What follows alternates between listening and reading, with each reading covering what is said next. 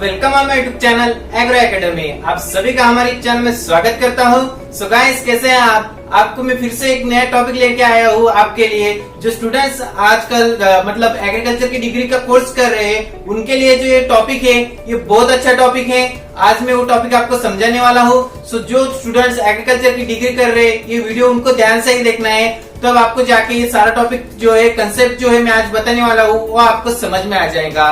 सो आपके लिए मैं आज कल्टीवेशन का जो पॉइंट है, जो आपकी डिग्री में जो कल्टीवेशन के क्वेश्चंस आते हैं, जो आपके कल्टीवेशन के सब्जेक्ट है, उनको आपको कैसे लिखना है, कैसे उनको समझना है, वो सारा कंसेप्ट मैं आपका यहाँ पर आज क्लियर कर दूंगा। सो फ्रेंड्स, अगर अभी तक आपने हमारे चैनल को सब्सक्राइब नहीं किया तो चैनल को फटाफट से सब्सक्राइब कर दे, नोटिफिकेशन बेल को क्लिक कर दे, जिससे आपको हमारे चैनल के नए नए नोटिफिकेशन मिलते जाएंगे।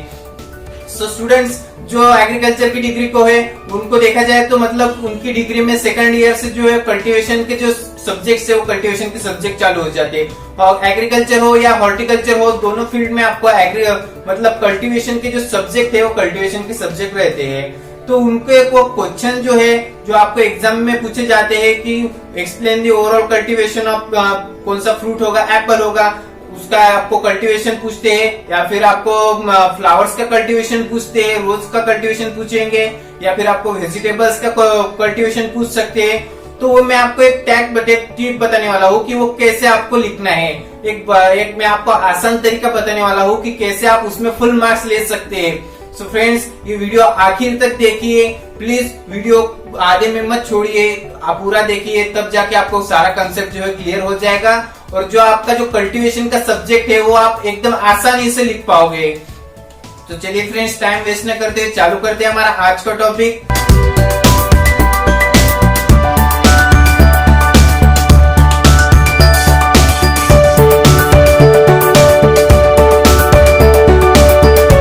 सो फ्रेंड्स, इसमें आपको क्या करना है, कल्टीवेशन के सब्जेक्ट्स आपको कौन कौन से कल्टीवेशन के सब्जेक्ट रहते हैं? तो आपको रहता मतलब फ्रूट्स का कल्टीवेशन रहता, एप्पल, पियर जो होते हैं, इनका कल्टीवेशन रहता आपको, मैंगो, सपोटा, इनका आपको कल्टीवेशन रहता। देन फ्लावर्स का कल्टीवेशन रहता आपको, रोज हो गया, मारीगोल्ड हो गया, क्रिसैंथेमम हो गया, ये जो फ्लावर्स है इनका आपको जो है कल्टीवेशन रहता। देन वेजिटेबल्स का कल्टीवेशन रहता आपको, टोमेटो, ब्रिंजल, ये जो वेजिटेबल्स है इनका आपको कल्टीवेशन लिखना होता।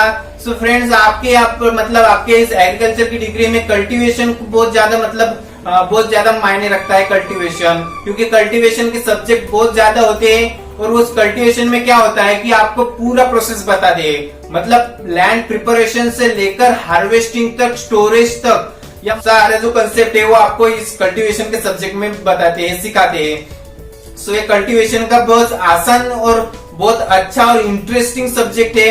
सो आपको बस ये जान लेना है कि इसे कैसे समझना है, कैसे लिखना है।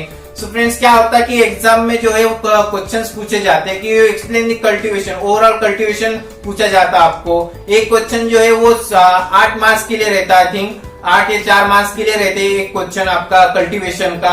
सो फ्रेंड्स, आपको मतलब जितने मार्क्स के लिए पूछा है, उतने मार्क्स के लिए आपको उस तरीके से वो लिखना है। सो मैं आज को आपको कोई पॉइंट्स बताऊंगा, इम्पोर्टेंट पॉइंट, वो पॉइंट्स आपको लिखने हैं, एनलिस्ट करने हैं, और उसे थोड़ा थोड़ा एक्सप्लेन करना है। बस आप एक पॉइंट एनलिस्ट करेंगे, उसको आपको बस मतलब थोड़ा एक्सप्लेन कर देना। मैं आपको बता ही दूंगा कि कैसे आपको एक्सप्लेन करना है। सो फ्रेंड्स, 2-3 सेंटेंस, 3 या 4 सेंटेंस में अगर आप एक्सप्लेन करोगे एक पॉइंट, तो वो सफिशिएंट हो जाएगा। सो आपको कल्टीवेशन का जो अगर पूछे, तो आपको फर्स्ट इसमें क्या लिखना है? अगर आपको कोई कल्टीवेशन का अगर क्वेश्चन आया, तो आपको फर्स्ट लिख देना है बॉटनिकल नेम लिख देना है। जिसका हमें कल्टीवेशन पूछा गया है, उसका आपको बॉटनिकल नेम लिख देना है। और वो बॉटनिकल नेम आपको लैटिन में लिखना है, या फिर उसके नीचे आपको अंडरलाइन कर देनी है, सेपरेट अंडरलाइन, तभी उसको मार्क्स मिलेंगे, वरना उनको मार्क्स नहीं मिलेंगे। देन उसके बाद आपको उसके नीचे फैमिली लिख देनी है, कि जिसका आपको कल्टीवेशन पूछा है उसकी फैमिली क्या है, उसकी फैमिली आपको उसके नीचे लिख देनी है। सो ये 2 पॉइंट्स आपको समझ में आ गए। बॉटनिकल नेम फर्स्ट में लिख देना है। ये आपको क्वेश्चंस के पेज जो होता है, पेज के एक बाजू में ये 4 में जो पॉइंट्स बताऊंगा, पहले 4 पॉइंट्स आपको पेज के एक साइड में लिख देने हैं। बॉटनिकल नेम, फैमिली, देन उसके बाद आता है आपका ओरिजिन, कि जिसका आपको कल्टीवेशन पूछा गया है उसका ओरिजिन क्या है, मतलब वो फर्स्ट ओरिजिनेट कहाँ से हुआ है, कहाँ से उसका उगम हुआ है, वो ओरिजिन आपको लिख देना है। देन 4 पॉइंट जो लिखना है आपको क्रोमोसोम नंबर, कि उसका क्रोमोसोम नंबर क्या है, क्रोमोसोम नंबर ट्वाइसियन मतलब क्रोमोसोम नंबर क्या है, उसका आपको क्रोमोसोम नंबर लिखना है। ये 4 पॉइंट जो है गाइस वो आपको पेज के एक साइड में लिख देने हैं। ये कल्टीवेशन का पार्ट नहीं है, ये कल्टीवेशन का पार्ट नहीं है। आपको जो क्वेश्चन पूछा गया है एक्सप्लेन दी कल्टीवेशन, ये उसका पार्ट नहीं है, फिर भी आपको ये लिखने हैं। इससे क्या होगा कि आपका इंप्रेशन बढ़ जाएगा, कि आपको सारा कुछ पता है। इससे आप जो चेक कर रहे होगे उनको समझ में आ जाएगा, उससे आपका इंप्रेशन बढ़ जाएगा। इसके लिए आपको एक 4 पॉइंट्स लिखने हैं, पेज के एक साइड में आपको ये 4 पॉइंट्स लिख देने हैं। देन जो मेन पॉइंट्स आते हैं कल्टीवेशन के, अब मैं वो कल्टीवेशन के पॉइंट्स आपको बताऊंगा। उसमें फर्स्ट आता है soil and climate. Soil and climate, soil मतलब मिट्टी और क्लाइमेट मतलब आपको कैसा क्लाइमेट चाहिए उसके लिए, उस क्रॉप के लिए जिसका आपको कल्टीवेशन पूछा गया है। कैसी मिट्टी लगती है, उसमें आपको जो है सॉइल के पॉइंट में जो है आपको कौन सी सॉइल फेवरेबल है, कौन सी सॉइल डेंजरस है, हार्मफुल है। सॉइल के टाइप्स लिखने हैं आपको, सैंडी लोम, क्ले लोम, या फिर जो सॉइल उसको फेवरेबल होगी, ब्लैक कॉटन सॉइल या रेड सॉइल, लैटराइटिक सॉइल। ये सॉइल से आपको टाइप भी मेंशन करने हैं कि कौन सी सॉइल उसके लिए अच्छी रहती है, कौन सी सॉइल जो है उसके लिए अच्छी नहीं है, हार्मफुल है। वो आपको सॉइल के पॉइंट में एक्सप्लेन करना है। और सॉइल का आपको पीएच लिखना है, उस पॉइंट में आपको पीएच लिखना है कि कौन सा पीएच सॉइल का फेवरेबल रहेगा उस क्रॉप के लिए, तो उसका पीएच लिखना है आपको। ये हो गया सॉइल। इतना अगर आपने एक्सप्लेन कर दिया तो यहाँ पर आपका जो सॉइल का पॉइंट है वो फुल हो जाएगा, कंप्लीट हो जाएगा यहाँ पर। देन क्लाइमेट, क्लाइमेट में आपको क्या लिखना है कि क्लाइमेट में लिखना है आपको कि कौन से रीजन में आता है हमारा क्रॉप, ट्रॉपिकल में आता है, सब ट्रॉपिकल में आता है या फिर टेम्परेट में आता है। वो क्रॉप जिस रीजन में आए उस रीजन को आपको मेंशन करना है, टेम्परेट है या ट्रॉपिकल है या सब ट्रॉपिकल है, उसको आपको मेंशन कर देना है। देन उसके बाद आपको टेम्परेचर लिख देना है, उसका एवरेज ऑप्टिमम टेम्परेचर जो होगा उस क्रॉप के लिए, फेवरेबल टेम्परेचर जो होगा उस टेम्परेचर को आपको मेंशन कर देना है वहां पर। टेम्परेचर अगर 20 से 2500, 30 से 3500, ऐसा आपको जो टेम्परेचर उस क्रॉप के लिए फेवरेबल है वो आपको यहाँ पर मेंशन करना है। और वो क्रॉप जो है आप लिख सकते हैं कि क्रॉप जो है मीन सी लेवल से कितने हाइट पर ये क्रॉप लिया जाता है। ये पॉइंट्स भी आप लिख सकते हैं कि मीन सी लेवल से कितनी ऊंचाई में, कितनी हाइट में ये क्रॉप लिया जाता है। ये पॉइंट भी आप मेंशन कर सकते हैं क्लाइमेट के पॉइंट में। एंड देन आप एनुअल रेनफॉल का भी पॉइंट मेंशन कर सकते हैं कि मतलब उसके लिए कितने बारिश चाहिए हमें, एनुअल रेनफॉल कितना लगता है, ये पॉइंट भी आप मेंशन कर सकते हैं। सो फ्रेंड्स सो गाइस ये हो गया हमारा फर्स्ट पॉइंट क्लाइमेट का, कल्टीवेशन का फर्स्ट पॉइंट हो गया। देन सेकंड पॉइंट आता हमारा प्लांटिंग, कि हमें प्लांटिंग जो है वो कैसे करनी है, कौन से टाइप की प्लांटिंग करनी है हमें। उस प्लांटिंग के पॉइंट में क्या क्या लिखना है मैं आपको बता देना वाला कि कौन से टाइप की प्लांटिंग करनी है।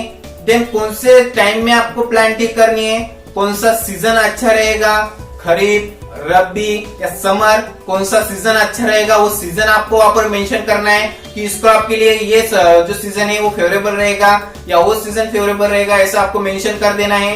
देन आपको परफेक्टली जो है कौन से मंथ में इसकी प्लांटिंग करनी है वो सारा यहाँ पर आपको पॉइंट्स जो है क्लियर कर देने वाले हैं। यहाँ पर आपको वो क्लियर करने वाला है।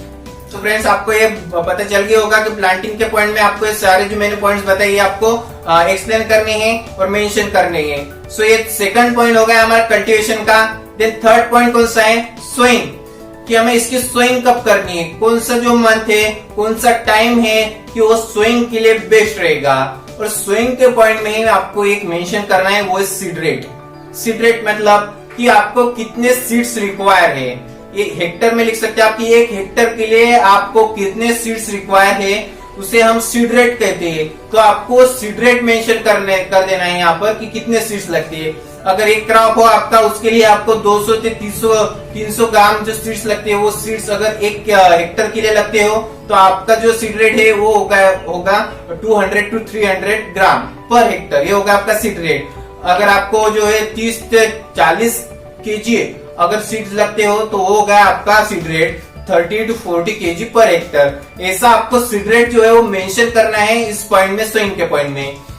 सो फ्रेंड्स तीसरा पॉइंट आपको समझ में आ गया, सोइंग का पॉइंट। देन नेक्स्ट पॉइंट है 4th नंबर का वेराइटीज। सो ये कंपल्सरी पॉइंट है फ्रेंड्स, आपको एक पॉइंट लिखना है वेराइटीज का, इंपॉर्टेंट है कल्टीवेशन में। सो इस वेराइटीज में आपको क्या करना है, वेराइटीज के पॉइंट में आपको सारी वेराइटीज जो है उसकी कौन कौन सी वेराइटीज अच्छी है, जितनी आपको पता हो ज्यादा से ज्यादा वेराइटीज लिखिए। मैं कहूंगा, आपको सजेस्ट करूंगा ज्यादा से ज्यादा वेराइटीज को आप मेंशन कीजिए। और वेराइटीज जो है वो वेराइटीज आपको मतलब सिंपल रहते याद रखने के लिए, कुछ हार्ड नहीं रहते, इजी वेराइटीज है। सो आपको जो है वेराइटीज के पॉइंट में वेराइटीज मेंशन करनी है, और उस एक वेराइटी अगर आपने ली उसके उस पे आपको एक्सप्लेन करना है थोड़ा थोड़ा।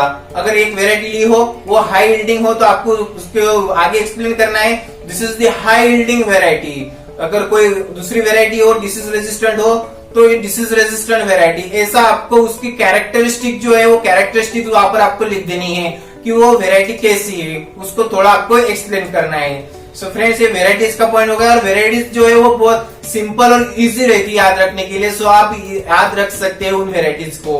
सो फ्रेंड्स ये होगा वेराइटीज का पॉइंट। देन नेक्स्ट पॉइंट है हमारा जो नेक्स्ट पॉइंट आता है वो है इरिगेशन का, कि इरिगेशन हमें कैसे करना है। सो इरिगेशन के पॉइंट में आपको लिख देना है कि इरिगेशन कब करना है, कितना करना है, और आपको जो है मेनली मेंशन करना है कि विंटर के डेज में आपको कितने इंटरवल से, कितने दिनों के इंटरवल से आपको इरिगेशन करना है, और समर के डेज में कितने दिनों के इंटरवल से आपको इरिगेशन करना है, मतलब वाटरिंग करना है। सो फ्रेंड्स इरिगेशन के पॉइंट्स में 2 पॉइंट जो है आपको कंपल्सरी मेंशन करने हैं। विंटर के डेज में जो कितने दिनों के बाद आपको पानी देना है, और देन समर के डेज में कितने दिनों के इंटरवल से आपको पानी देना है, मतलब इरिगेशन करना है।